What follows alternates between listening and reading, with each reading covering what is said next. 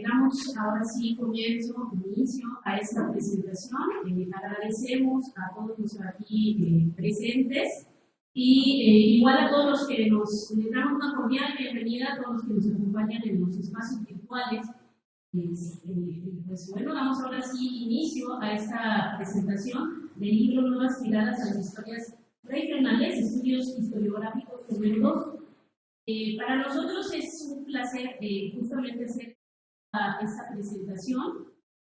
Gracias, agradecemos infinitamente a Ediciones de la Calle 70, que fueron la editorial que hizo realidad, ¿no? este libro, y también que nos abrieron el espacio de efímero arte en tránsito, que pues, para ver es un lugar, un espacio maravilloso que viene a englobar, ¿no?, esa actividad que tenemos con este libro. Queríamos justamente hacer esta presentación pues, desde casa, y justamente como, aunque no estemos en el espacio físico de Ciencias Peninsular allá en Sierra Papacán, pues sí, venimos embarcados dentro de una serie de festejos que se están llevando a cabo dentro de Ciesas, ¿no? Son los 50 años y 22 años justamente de Ciesas Peninsular. Y pues aunado a esto, son los 15 años que se abre por primera vez el posgrado en Historia dentro de Ciesas Peninsular. Venimos pues justamente en una serie de festejos pues, se están realizando.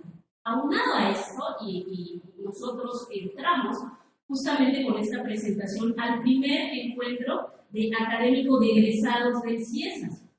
Entonces, pues, qué mejor, ¿no?, presentación englobado a todo esto, pues este libro que pues, sale a la luz justamente a finales del año pasado.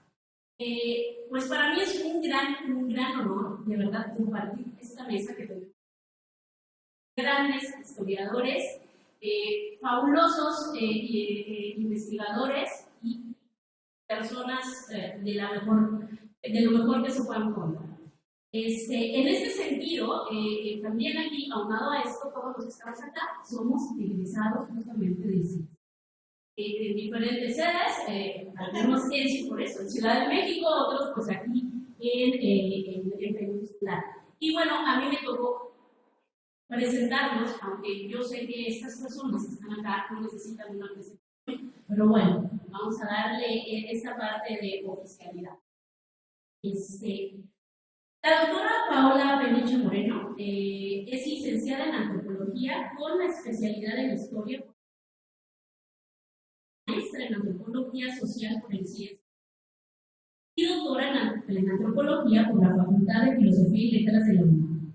Actualmente forma parte de la planta académica de Ciencias Unidad Peninsular, donde se desempeña como investigadora y profesora de tiempo. Es miembro del Sistema Nacional de Investigadores y de la Academia Mexicana de las Ciencias. Acreedora de diversos premios, entre ellos está el Atanasio G. Sarabia, que es otorgado por el Fomento Cultural Banamex, el premio Francisco Javier Clavijero del Instituto Nacional de Antropología e Historia, el premio de investigación de la Academia Mexicana de la Ciencia. Ha realizado investigaciones etnohistóricas centradas en temas como la familia, el parentesco, las estrategias de sobrevivencia de la familia, sobre demografía histórica, temas que desarrollan durante la época colonial. Asimismo, ha trabajado temas relacionados con la salud, poniendo énfasis en los sistemas locales de salud en comunidades mayas del oriente de Yucatán durante el siglo XIX.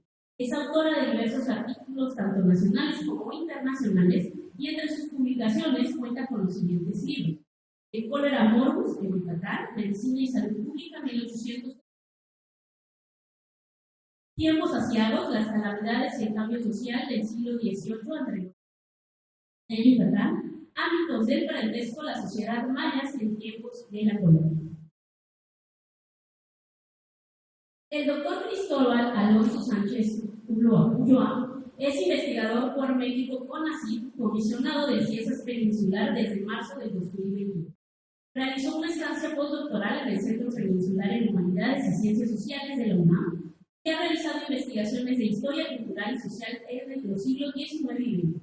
enfocándose en las ciudades de México, Veracruz y Campeche.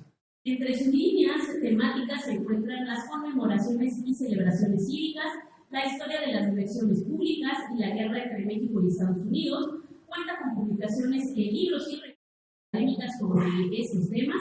Los más recientes son celebraciones cívicas en la Constitución del Estado, Campeche 1857-1862, secuencia número 115, en donde en el 2003 publicó su libro Una confusa algarabía, espectáculos públicos en la Ciudad de México después de la independencia, 1821-18. Actualmente desarrolla el proyecto La Memoria, la Política y la Construcción del Estado y la Nación en Campeche, siglos XIX y XX. Y por último, la doctora Luisa María Sauri es licenciada en Sociología por la Universidad Iberoamericana y tiene una maestría y un doctorado en Historia por el CIESAS Universidad. En el ámbito profesional cuenta con una amplia trayectoria en la administración pública, tanto estatal como federal. Fue gobernadora del estado de Yucatán entre los años 1991 y 1994, responsable del Programa Nacional de la Mujer, delegada de la Secretaría de Programación y Presupuesto de Yucatán, ha sido diputada federal por Yucatán en 3 ocasiones, fue senadora de la República en 2 ocasiones, presidenta nacional del PRI, fundadora de la Comisión Nacional de las Mujeres, ha contribuido a la institucionalización de la perspectiva de género en el quehacer público y fue presidenta de la Comisión Interamericana de las Mujeres Libres. En el ámbito académico ha realizado investigaciones que se han centrado en el proceso de la industrialización en el estado de Yucatán y un estudio comparativo sobre las élites regionales tanto en Yucatán como en Nuevo León durante los siglos XIX. Es autora de diversos artículos y columnista semanal en el Diario de Yucatán. También ha sido ponente y conferencista en diversas instituciones, tanto académicas como de la sociedad civil. Es autora del libro Elvia Carrillo Puerto, Violencia y Resiliencia, y es coautora del libro titulado La Casa Divina por dentro y por fuera. Sin más preámbulo, pues le doy la palabra ahora sí para que nos comenten y nos platiquen un poquito de esta publicación. Entonces, voy a permitirme leer. Cuando se combinan varias voces que se superponen, se crea una compleja textura, varias melodías se vuelven igualmente importantes en el musical. La polifonía implica la superposición de voces independientes, cada una con su propia melodía y ritmo, que a lo largo de la historia ha servido para crear obras de gran. La metáfora de la polifonía me ayuda a describir el libro Nuevas Miradas a la Historia de. A lo largo de 7 capítulos y una introducción analítica, se emprende un recorrido en el que se incluyen voces, se revalúan fenómenos históricos de diferentes perspectivas y se contribuye a una comprensión más completa y profunda de la historia. La idea detrás de la polifonía es que al reconocer y escuchar una variedad de voces, podemos obtener una imagen más precisa y enriquecedora del pasado. Desde las páginas de Nuevas Miradas, brotan figuras de tejedores, labrieros, pescadores, apicultores mayas, quienes, envueltos en la trama de su cotidiano, se vieron forzados a entregar el fruto de su trabajo a aquellos que les faltaban. Y una civilización que los relegaba a los confines inferiores de la ciudad. Nuevas Miradas nos revela a chinames, gobernadores, bataves, caciques, regidores, aguachiles y alcaldes, portadores de una nobleza ancestral que encarnaban el trabajo colectivo en favor del país, articulando con la misma maestría la política local y la preservación del ritual ancestral. Nos encontramos también con capitanes de los ejércitos, erguidos como murallas humanas, deteniendo la invasión en Texurutlán. Nos topamos con comerciantes achís, quienes en calidad de embajadores de los dominicos tejieron diplomacia y comercio, y con caciques de los linajes Tox, Boxó y Cal, quienes, inmersos en sus propias tierras quechíes, se sumergieron en las aguas del Ojo. En estas páginas se nos narra asimismo que numerosas familias nativas eligieron el exilio buscando refugio y nueva morada en las selvas entre Bacalar y San Roche, el Petén, el Ismael, con Arche. En estos lugares, teñidos de un verde perfecto, pudieron volver a tejer libremente la vida, viviendo acorde a sus necesidades. Así, las selvas, extendidas como un vasto manto sobre partes de México, se tendieron como un mosaico donde la vida se entrelazaba, emergiendo como un epicentro de control. En estos espacios, las personas perpetuaron sistemas de creencias en una atenta observación de la naturaleza, de los militares ciclos. Eran tierras en las que los sonidos de verdad permeando cada rincón y entrelazándose con la selva. Para aquellos no iniciados en la rica diversidad cultural, estas manifestaciones fueron recibidas como protestas, pero en esencia eran auténticos ensayos, muros para alejar, para celebrar incluso en los momentos más. Observamos en estas historias a los franciscanos, quienes, a pesar de sus votos de pobreza, no dudaron en llenar sus manos con productos que ni siquiera, que posiblemente tampoco les apetecieran, ya que no formaban parte de su dieta.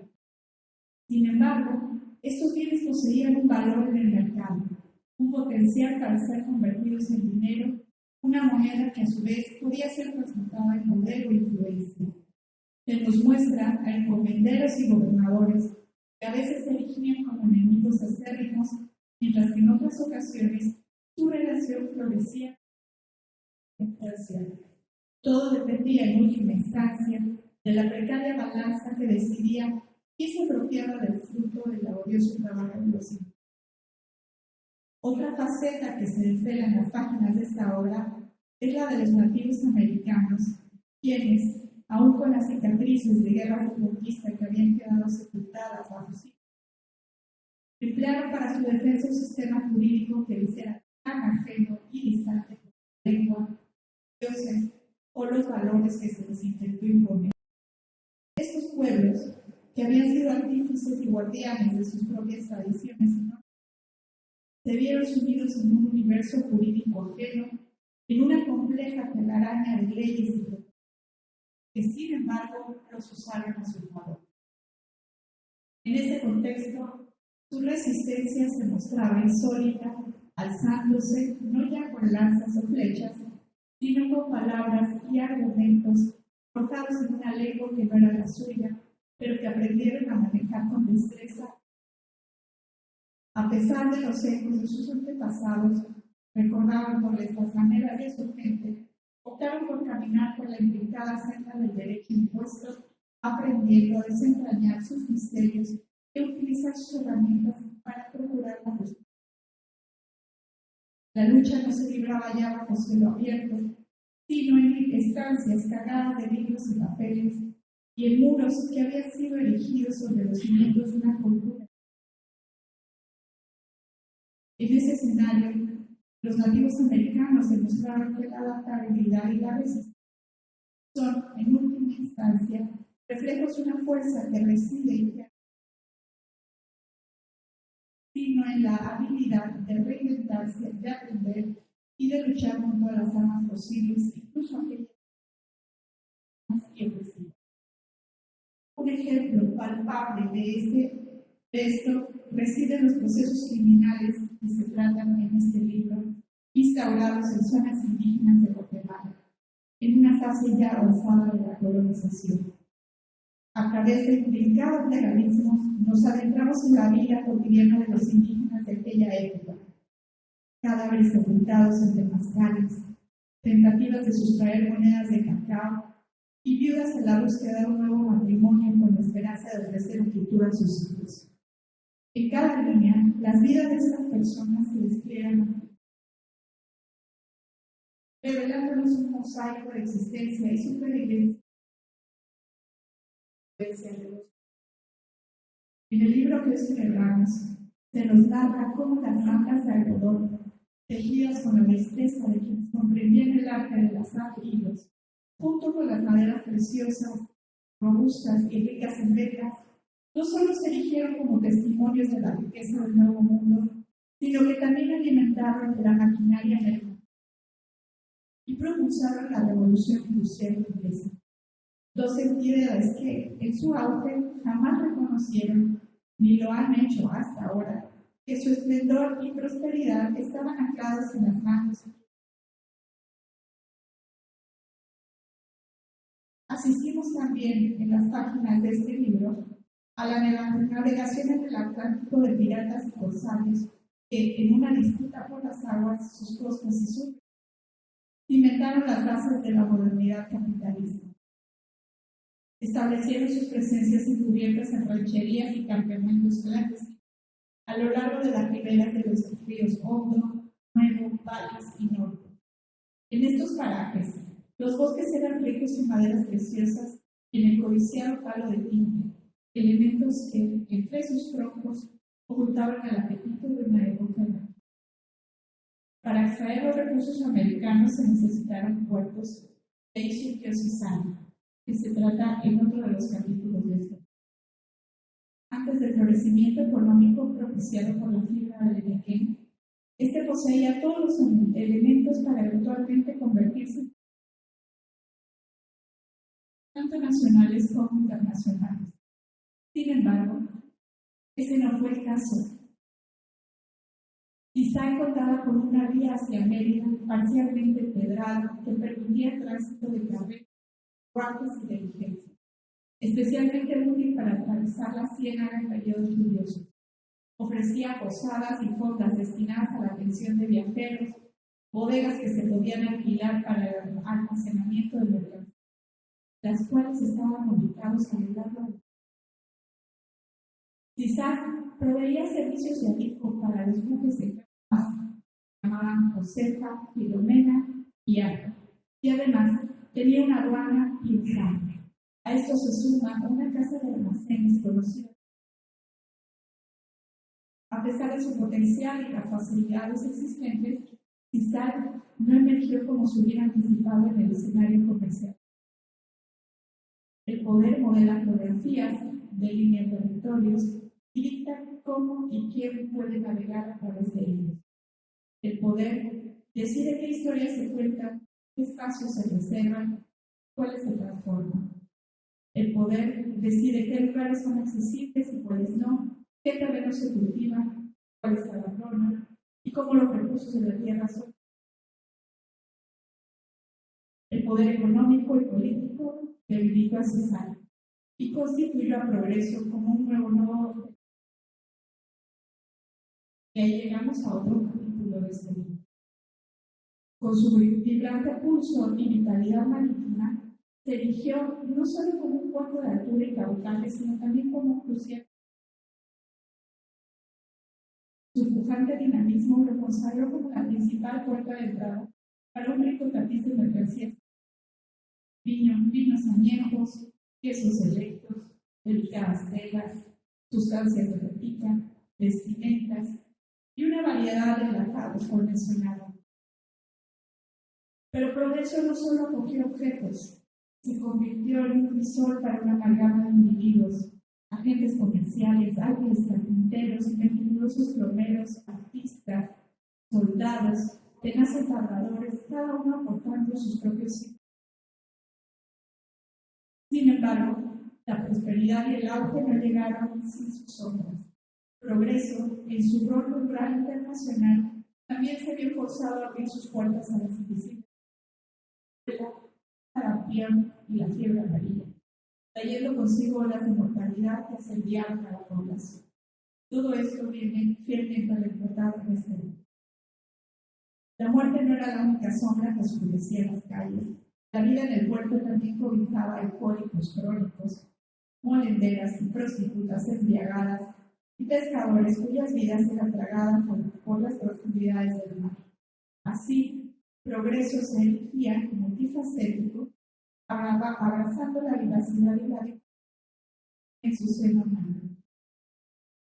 El libro Nuevas Miradas nos guía en su tramo final hacia los cimientos de la edificación del Pacto Nacional Contemporáneo, particularmente durante la era del Carril, cuando los productores requieren una amalgama de exagerados, cultores, empresarios y líderes exploraba posibles soluciones ante la crisis.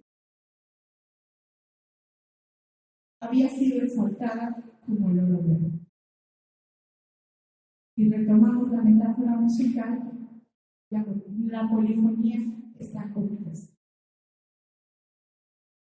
Cuenta con voces independientes, ya que cada autor sigue su propio enfoque, lo que crea una complejidad de interpretarla. Posee contrapunto, pues cada autor no solo aporta su perspectiva, sino que también interactúa con crear una rica interacción intelectual en la vida. Tiene una textura contrapuntística, dado que las diferentes voces del pasado tienen la misma importancia y se cruzan, lo que da como resultado el análisis. Finalmente, se estructura en torno a un desarrollo temático, la región como campo de investigación. Para terminar, quisiera destacar y agradecer el padre trabajo editorial llevado a cabo por Calle 70 ha abierto valiosos espacios para la difusión de trabajos académicos que son además de agradezco a los autores pedido especial para hoy por volverme al micrófono. Invito a la audiencia a disfrutar de esta polifonía.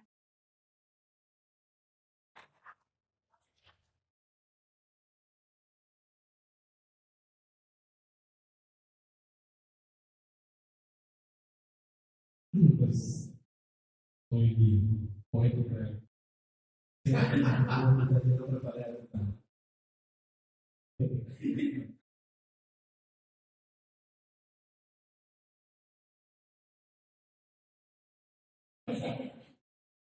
Pues agradeciendo a Anaís que me invitó a la presentación. También es una mirada también desde neófito de cuestiones que es también Centroamérica.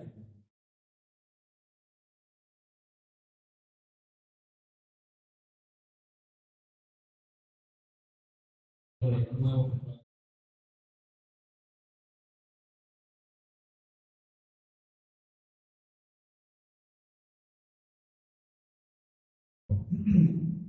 La obra que nos ofrece, como su título bien lo promete, miradas distintas a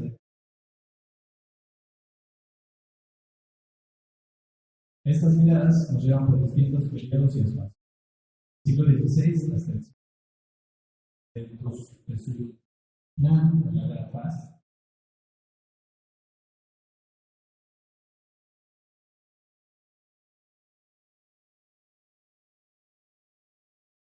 Y estas miradas nos acercan a una gran variedad de autores, los cuales dinamizaron esta gran región.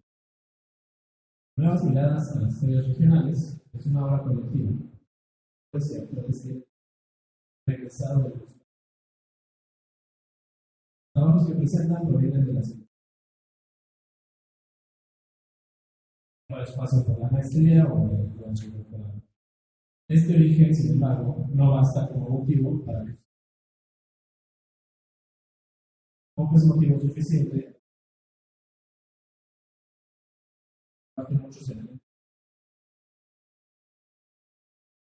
Digo que estas coincidencias no son suficientes, son una muestra necesarias del ciencia donde se encuentra son una muestra del conocimiento que se genera en la vida y de las reflexiones que se hacen en el postgrado. sociedad y también en el papel social. Y además, la obra no cumple conocimiento histórico y brinda nuevas preguntas. Pero hay otros elementos que recorren toda la obra que, más allá del origen académico en común de las considero que son aportes más valiosos de esta. Quiero mencionarlos. Por un lado, el rescate y la utilización de una. Detrás de todos los trabajos se aprecia las autoras y los autores de materia prima para su trabajo. De la alimentación, seres mayores como son quienes escribieron el libro analizaron distintas fuentes, comenzando por las crónicas, relaciones, relatos, formas de funcionarios. Asimismo, acorde con las temáticas que abordan, los capítulos se construyeron a partir de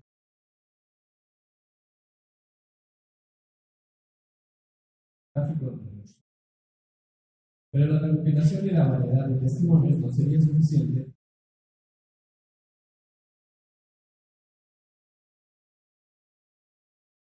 y esto me lleva a que considero el segundo grado. Por medio del trabajo de crítica e interpretación,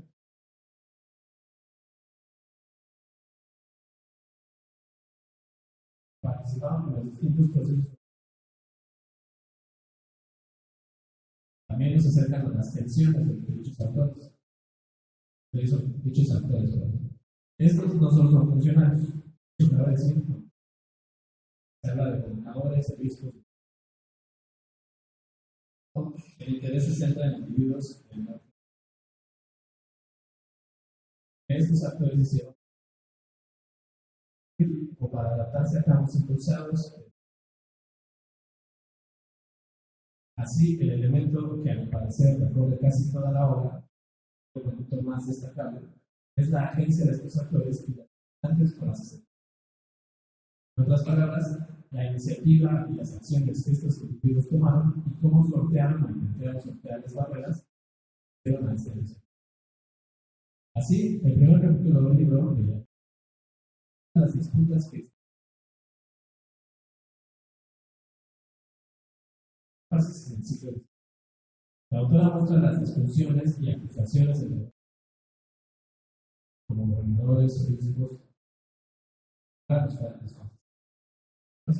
Todo acuerdo de las limosnas a la propone la autora de leyes que las preguntas reflejaron la disputa que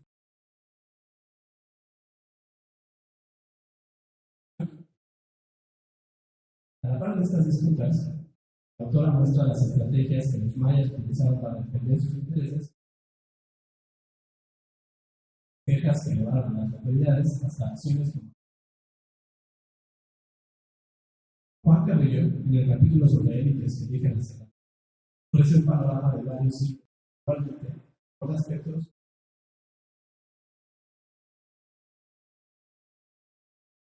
en este caso de los pueblos indígenas. Asimismo, introduce a unos actores fundamentales, como fueron las estas, las explica en el capítulo, fueron importantes en las relaciones con los dominicos, también ayudó a la pervivencia de la actualidad y a la pervivencia de la misma sociedad, también con el acceso a la justicia. No obstante, como también señala, esta agencia encontró sus limitantes.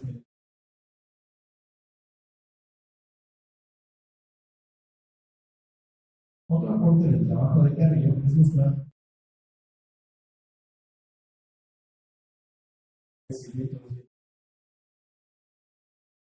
caso de la provincia de Dominicana y el establecimiento del siglo XVI no implicó el dominio.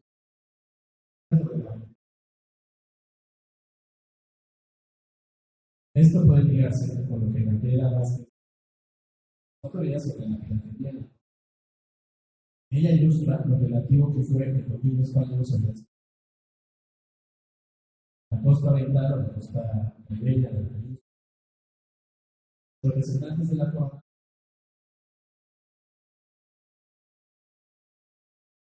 trabajaban para hacer ¿no? Lo cual llevó a que un territorio como Belice, pero el trabajo de Gabriela Vázquez también ayuda a observar en los márgenes de grupos de indígenas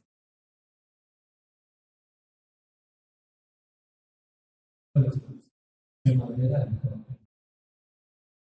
El panorama colonial lo convierte el trabajo de Juan Pablo Gómez. Este texto muestra otro documento que se dio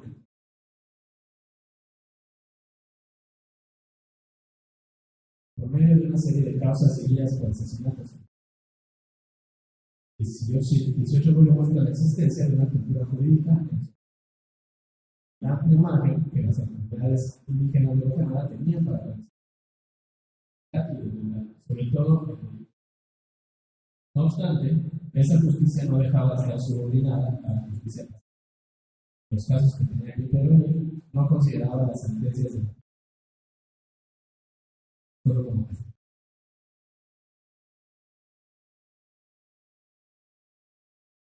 A pesar de ello, como destaca el autor, resulta importante observar las distintas prácticas jurídicas, formas de impartir justicia en las sentencias de familia. Los dos capítulos dedicados al siglo XIX coinciden no solo en que se centran en el hecho de que ambos de hecho, estos dos capítulos creo yo que se cuentan de manera. Luis Fernando Álvarez busca las motivaciones que estuvieron detrás de los 1848. Distingue que cada proyecto, si sale grueso, a un grupo empresarial específico, factores diversos, desde la política económica, el proyecto profesional. Mientras que el texto de Álvarez aborda los aspectos políticos, es una visión panorámica. El trabajo de la María Ancona da vida a esta producción. Pero como ella misma lo señala, esto de darle vida lo hace. Por dicho de las causas de la función de progreso, Ancona refiere a algunas de las muchas causas que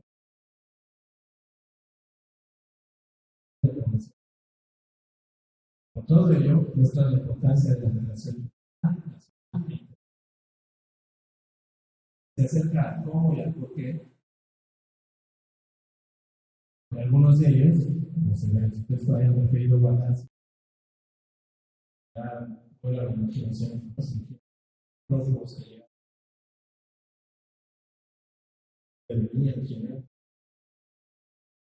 Este trabajo, por cierto, lleva a pensar en tantas personas anónimas,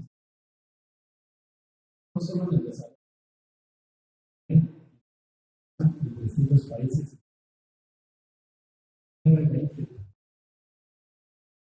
El último capítulo de Luis María Sabri nos lleva a finales de la específico al estudio de la asociación, por medio de la cual muestra cómo confluye el cuarto agrario y la formación. Las transformaciones en el mundo.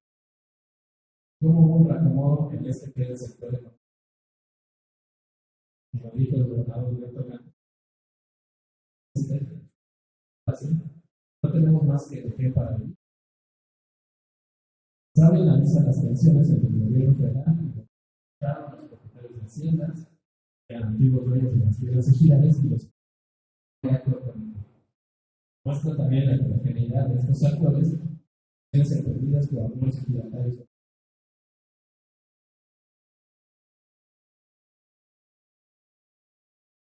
Para concluir, cabe decir que además de todos sus personajes, lo aborda, como se lo deja, y también nos lleva por detalles de la cotidianidad a lo largo de los siglos, ¿no? Desde la importancia de los patillas y la importancia de los intérpretes, las peligrosas que eran las borracheras de progreso, que debemos tener, por ejemplo, las entidades. O como las máquinas en las haciendas en las por alguna razón, no sé por qué. Desde ayer digo, me vino a la mente la imagen de una esfera con pasajes navideños. Me imagino tomar una de esas esferas en lugar de un Santa Claus.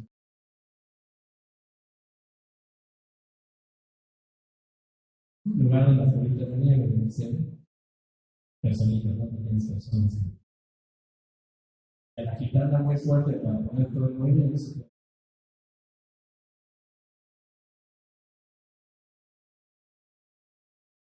Puedo observar el movimiento.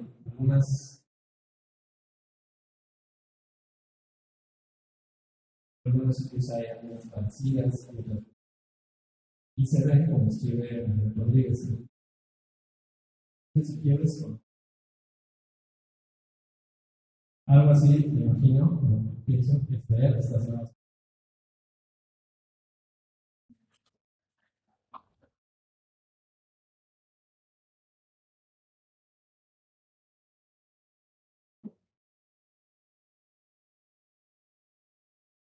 Muchísimas gracias, de verdad.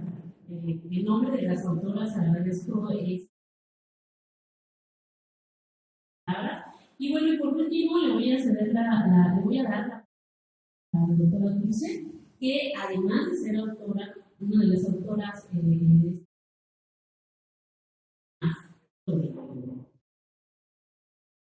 Gracias. Yo más que hablar del libro, voy a las y los autores.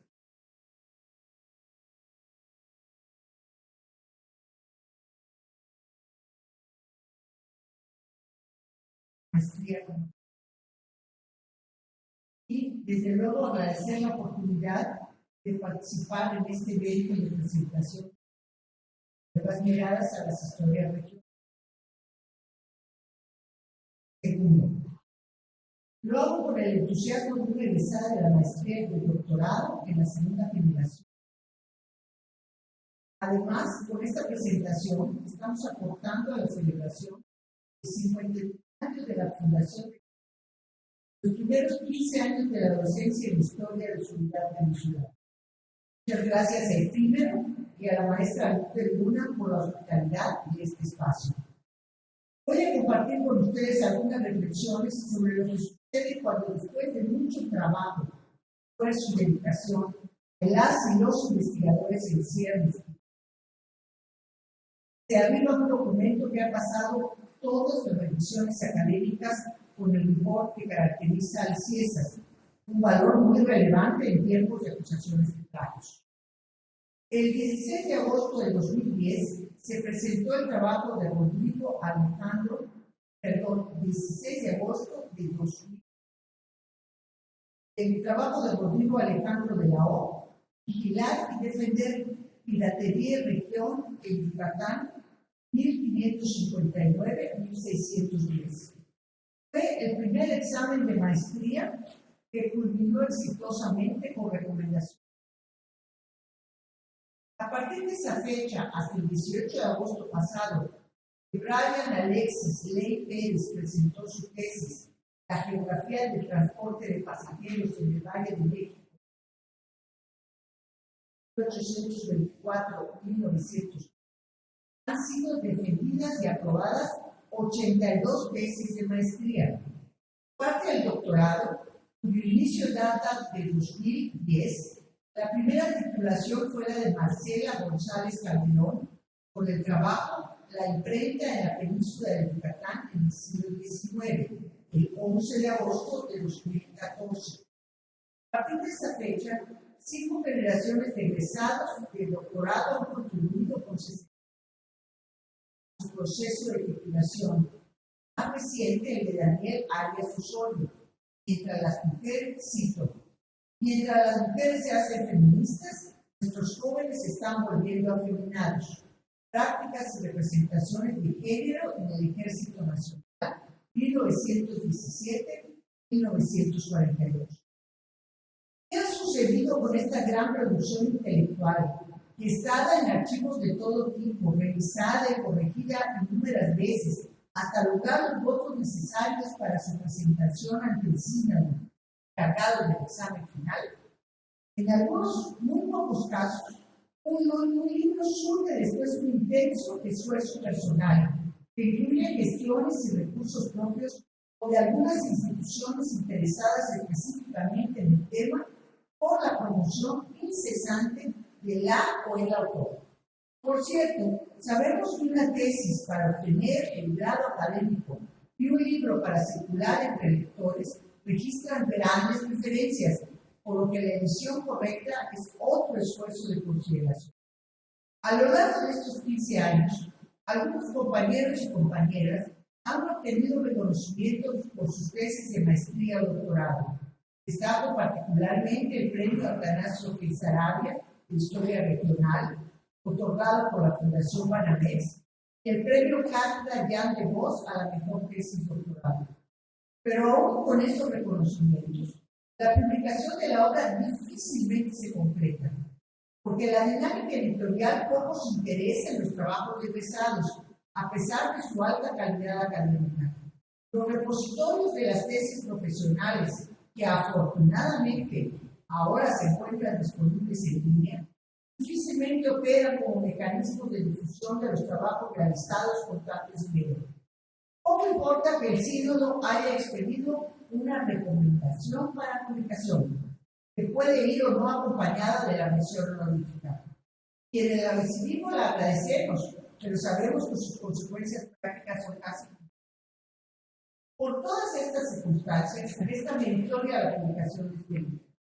Además, su número 2 romano augura que podrá haber un tercero, como un primero con la generación inaugural de la maestría 2008-2010. Sin embargo, el esfuerzo fue descomunal. En primer término, quiero reconocer al doctor Jesús Lizama, a Ediciones de la Calle 70, por su persistencia a prueba de decepciones.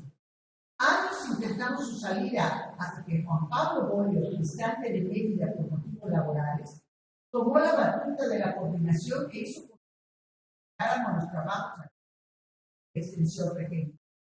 En mi caso, como el de la mayoría, mi ensayo corresponde a una parte de mi tesis de maestría. Otros se decidieron por la del doctorado. Somos 8 afortunados, permítame decir, porque logramos un trabajo de nuestra autoría viera por fin la luz de la imprenta. La falta de opciones de publicación es particularmente seria para quienes se dedican a la investigación. Las opciones de las revistas científicas son pocas, generalmente concentradas en la Ciudad de México, lo que deja en desventaja a quienes residen fuera de ella. El Ciencias como institución carece de una política editorial para sus egresados. Historia. Incluso sus investigadores tienen que hacer cola de años para lograr finalmente que el trabajo sea impreso. Las razones son múltiples. Falta de presupuesto, prioridades editoriales muy distintas a las necesidades de las y los historiadores, entre otras. Y ahora, el tema que azota a las formas tradicionales de edición y publicación. Me refiero al mundo digital, a los libros electrónicos, que nunca verán el papel, pero sin una política deliberada de edición, muy poco se puede hacer para que cuando menos las obras tengan una impresión digital que las lance al mundo. No desconozco las enormes dificultades que se presentan cuando una vez editado el libro, tiene que distribuir para editar. No solo es un tema de recuperación de una inversión, sino que la publicación cumpla su objetivo final, llegar a las manos de las y los lectores. Las redes de distribución son virtualmente inaccesibles para las pequeñas editoriales. Las bodegas del Ciesas también albergan numerosos ejemplares que no alcanzaron lectores interesados. Ante esta situación, ¿qué podemos hacer para que el trabajo intelectual desarrollado en Ciesas Peninsular salga de los muros de la selva verde que rodea nuestra sede y incursione? Lo primero Proponemos reforzar el incipiente esfuerzo desarrollado por Ediciones de la Calle 70 que muestra la posibilidad de publicar. Ciesas Peninsular puede proponer una línea editorial para sus egresadas por recomendación de publicación, apoyar la edición editorial para transformar una tesis en un libro, establecer los convenios necesarios para que una vez editado pueda ser distribuido y puesto a la venta.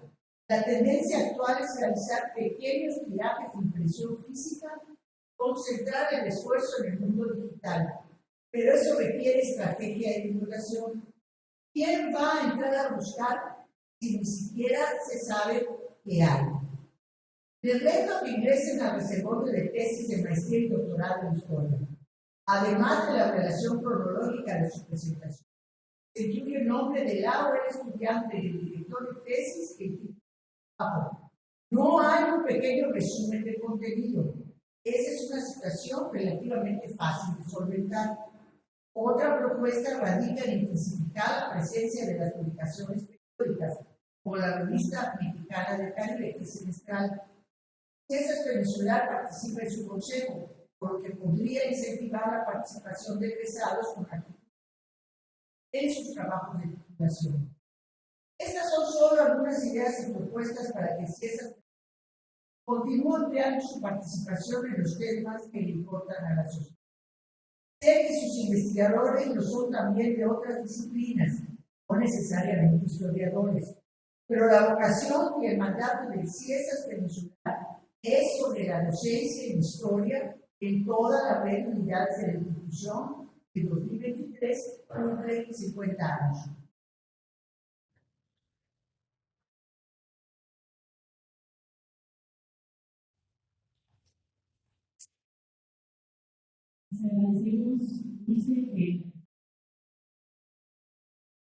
Agradecemos mucho sus comentarios y la asistencia de todos los que están acá, igual todos los que están en el espacio virtual. Creo que damos por concluida esta transmisión y pues muchas gracias también a los organizadores de este encuentro, ¿no? Por facilitarnos, por ayudarnos, por conectarse con nosotros antes para estar haciendo todas estas pruebas. Muchas gracias a David, a Alejandra.